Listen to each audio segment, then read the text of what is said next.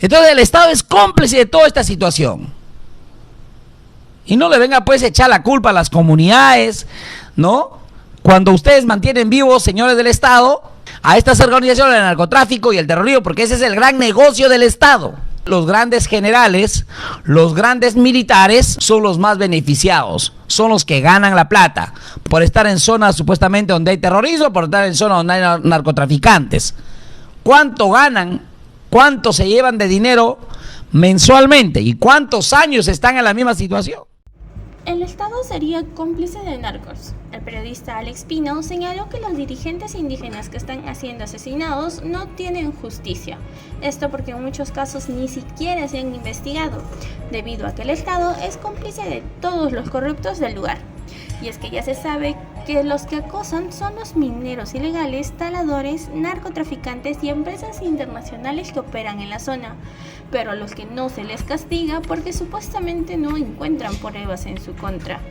Esto haciendo referencia al último caso de asesinato en el que acabaron con la vida de Santiago Contaricón Antúnez, reconocido líder de la etnia Chaninka, a quien asesinaron con disparos en la cabeza por considerarlo un estorbo para los grandes intereses de todos los corruptos de la zona que hacen grandes inversiones en el lugar. Yo empecé el programa hablando de la comunidad indígena, de los dirigentes indígenas que están siendo asesinados y que no están teniendo justicia, ni nadie se preocupa por ellos, ¿no?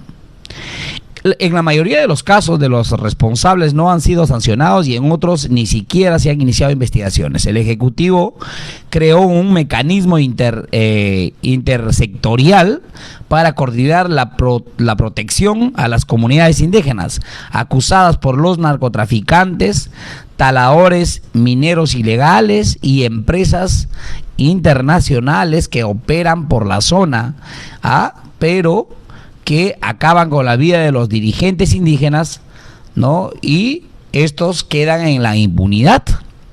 Los resultados del líder Ashaninka Santiago Camilo Contaricón Antúnez, asesinado el sábado 8 de abril del 2023. O sea, hace 3 días atrás, por un sicario desconocido. Son esperados por sus hermanos en la comunidad nativa Puerto Ocopa, distrito Río Tambo, provincia de Satipo, Junín, para ser velados y sepultados en las extrañas de la tierra donde nació, creció y defendió con su vida su tierra. Habrá una ceremonia con presencia de los ronderos de la nación Ashaninka, de quienes fue su líder. Luego será trasladado a su domicilio. El eje de la comunidad, José Saavedra Carrión, exige que el homicidio se investigue con celeridad y no quede impune, como sucede con muchos de los otros casos, que a estos Ashaninkas, líderes comuneros, los han quitado la vida y no encuentran a los responsables. ¿Por qué?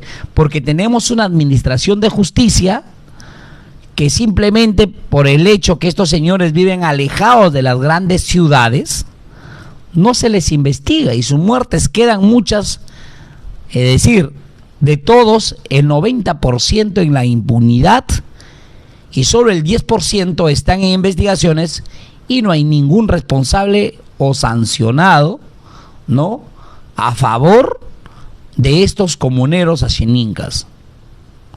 En otros episodios son muchos más trágicos, como el de Arbelido Meléndez Grandes, asesinado en abril del 2020, que terminó resolviéndose con una, ¿no?, condena, y que luego fue absuelto de un asesino confeso.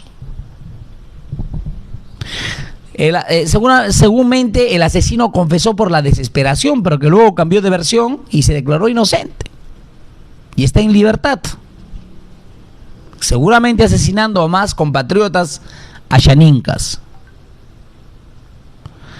Y hay muchos crímenes sin castigo.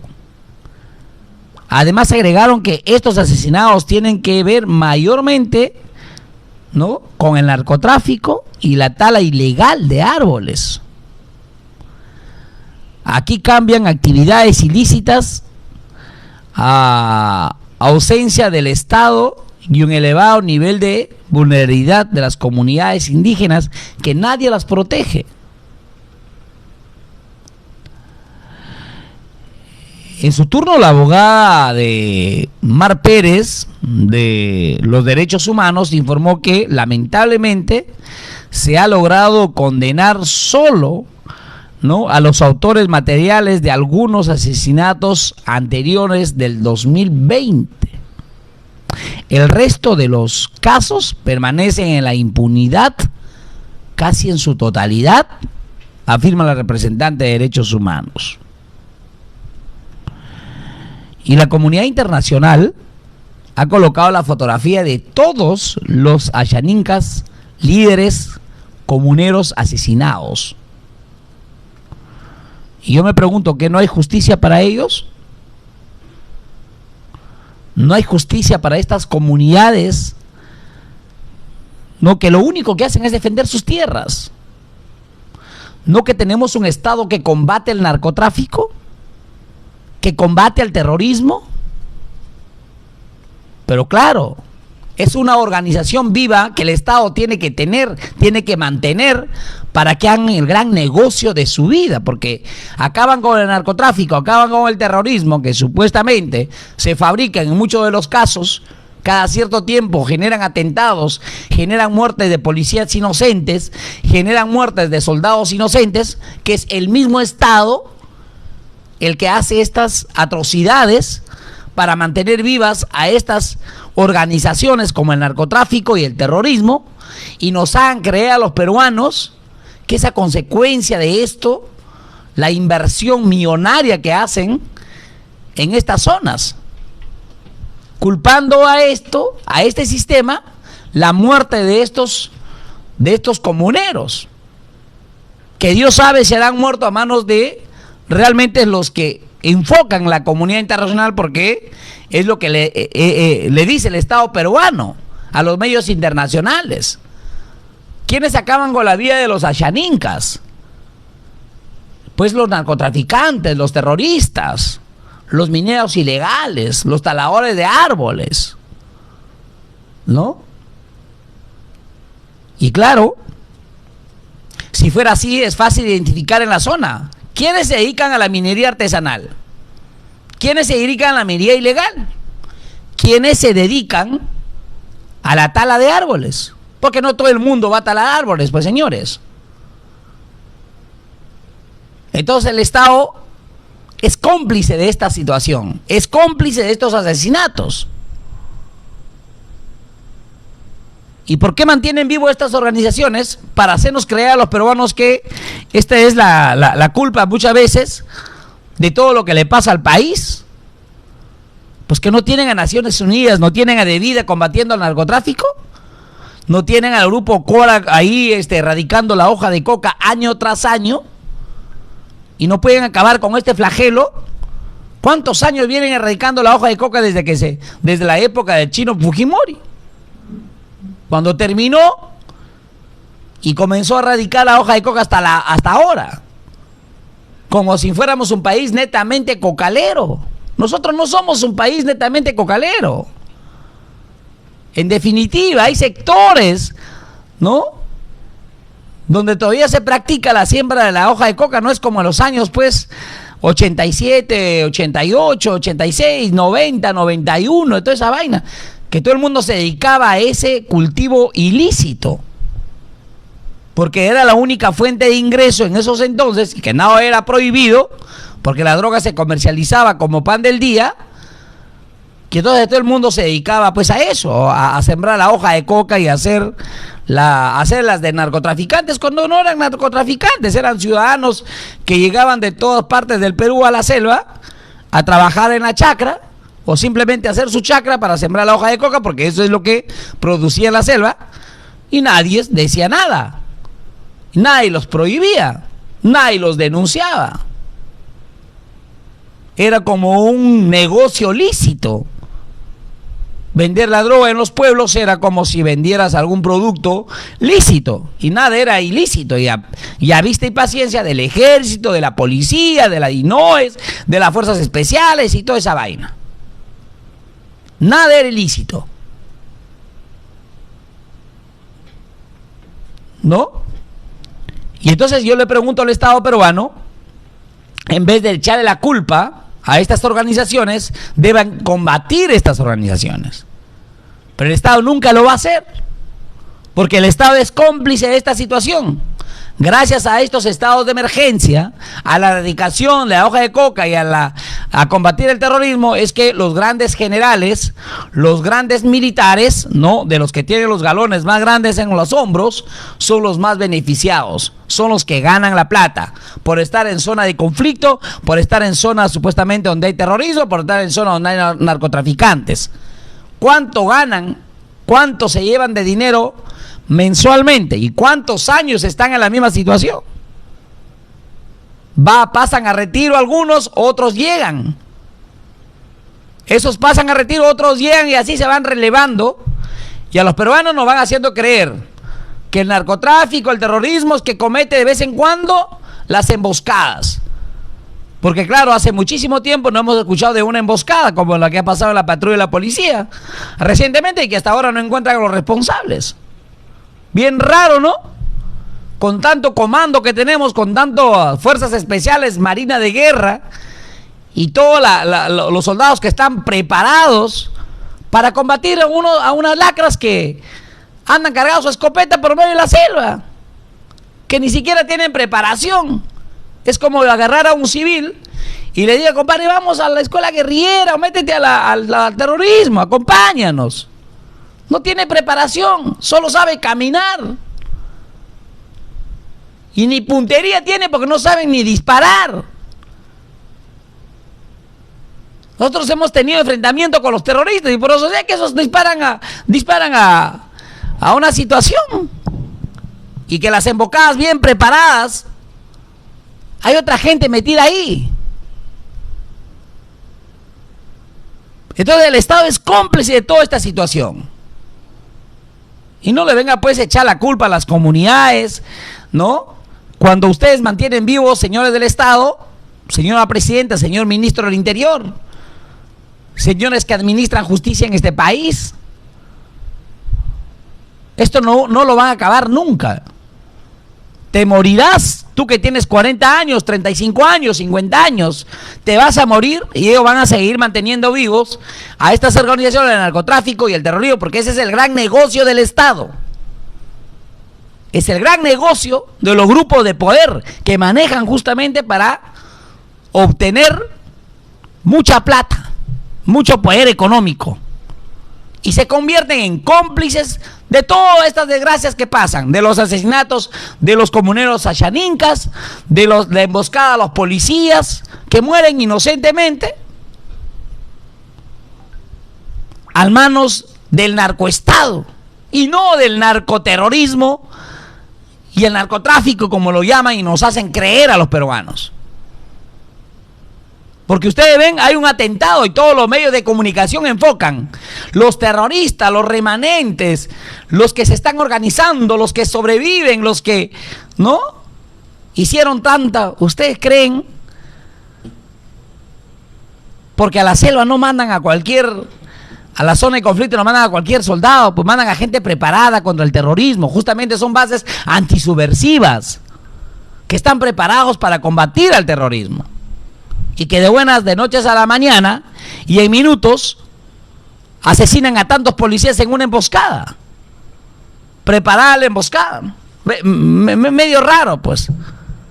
Medio raro que unos policías se desplacen en medio de los narcoterroristas, sin armamento, con ropa de deporte, o sea, desafiando, ¿no? Y bien extraño toda esta situación, porque todo está premeditado, todo está organizado para que esto suceda.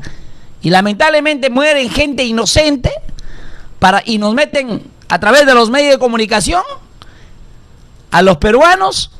El terrorismo, el narcotráfico ataca nuevamente. Y sale el ministro del Interior, sale el premier de la República, sale la presidenta de la República a dar sentidas condolencias a las familias y a mantener firme su lucha contra el narcotráfico, contra el terrorismo. Y entonces muchos de los peruanos caemos en ese jueguito que hace el Estado. Y muchos de los peruanos nos ponemos a pensar de por qué suceden las cosas. De por qué de vez en cuando atacan los terroristas y no atacan a seguido. Y entonces yo le pregunto a la señora presidenta y le pregunto al Estado, ¿dónde tenemos a la gente especializada en combatir a estas lacras? ¿O no tenemos? Hasta eso que seamos incapaces, ya estamos jodidos, ¿no? Entonces hay mucho que analizar y pensar. A mí particularmente no me van a engañar los medios de comunicación, los mensajes subliminales que hace el señor ministro del Interior cuando caen sus policías, el ejército, muertos en la selva peruana a manos del narcoestado, que de vez en cuando tienen que sacrificar a peruanos para hacernos creer otra cosa que no es la realidad.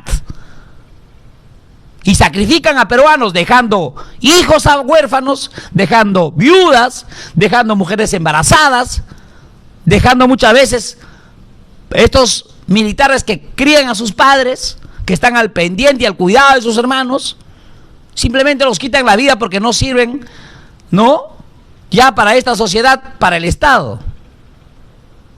Y luego se hacen las víctimas. Y luego nos quieren hacer creer. Y claro, para eso hay una organización viva que le echan la culpa. Terroristas y narcoterroristas, ¿no? Y yo le pregunto al Estado, ¿tiene fecha para acabar con el terrorismo? ¿Tiene fecha para acabar con el narcotráfico? ¿Cuándo lo van a terminar? No, porque Naciones Unidas, a través de Devida, inyectan millones y millones de dólares y estos, el 85% va al bolsillo de los funcionarios y los grandes generales que llevan los galones sobre los hombros, y mientras sacrifican a peruanos para que estos sigan inyectándose con dinero del extranjero para combatir supuestamente al terrorismo y al narcotráfico, que es una organización viva que mantiene el Estado, porque ese es el gran negocio que tiene el Estado. Y yo decía esto porque hasta más de 20 dirigentes ayanincas han sido víctimas de esta situación. Y no hay justicia. ¿Ah? Y no hay justicia para nada. Y esto no les gusta que hablemos, pues, en definitiva, ¿no? No les conviene, pues. Pero hay muchos que no se enteran de las cosas reales de lo que pasa en este país. Y ustedes tienen que entender que esto es así. Que así lamentablemente estamos. Sacrifican a nuestros mismos hermanos peruanos para hacer lo que tienen que hacer. ¿Cuántas muertes han sacrificado en estas protestas? ¿Ah? Más de 76, como 80 y tantas muertes. ¿Y para qué ha servido estas muertes? Para inyectar dinero de bonos a los miembros de las Fuerzas Armadas y la Policía Nacional. Para inyectar dinero a la Fiscalía para que investigue, porque no tiene plata, porque no puede investigar, no tiene fiscales. Para inyectar de dinero y se roben a través de la gasolina, a través de todos los gastos que se hacen para combatir estas luchas. Eso es lo único bueno del Estado, que hace para mantener de su lado a las Fuerzas Armadas, a la Policía Nacional, a los grupos de poder y a las autoridades que administran justicia. Porque cuando llega un presidente y no me gusta, entonces toda la artillería es invertida para sacar a ese sujeto que nos está gobernando y no nos gusta, simplemente porque no nos cae bien, porque es ajeno a nuestra realidad de crecimiento económico que tienen algunos corruptos y sinvergüenzas que se apoderan del Estado, tanto del Congreso como del gobierno. Sí, pues, esa es la realidad. El periodista Alex Pino aseguró que los comuneros achanincas que han muerto a lo largo de los años fueron asesinados por el narcoestado, ese que permite que los narcotraficantes, junto a mineros ilegales, taladores de árboles y otros sabandijas, hagan lo que quieran en estos lugares, incluso matar a los dirigentes que van en contra de sus intereses. Esto porque reciben una buena tajada por callarse cuando los asesinatos de estos líderes salen a la luz. ¿Y tú qué opinas de las declaraciones del periodista Juan Alex Pino? ¿Crees que la muerte de los líderes achanincas queden impunes? Déjanos tu opinión en los comentarios y comparte este video para ayudarnos a que esta información llegue a más personas.